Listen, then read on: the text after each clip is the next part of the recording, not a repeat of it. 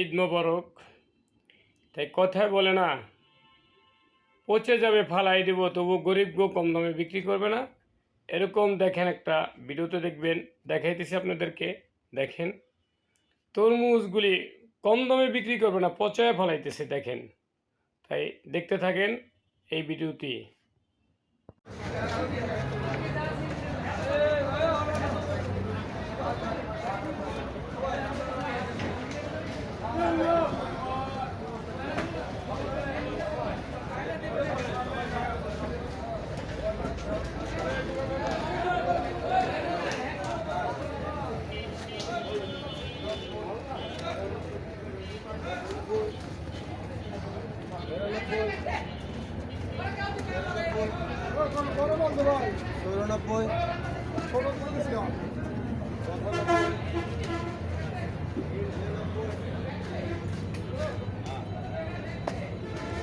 আড়াইশো দিলাম, 300 টাকা লাগবে, 150 আরে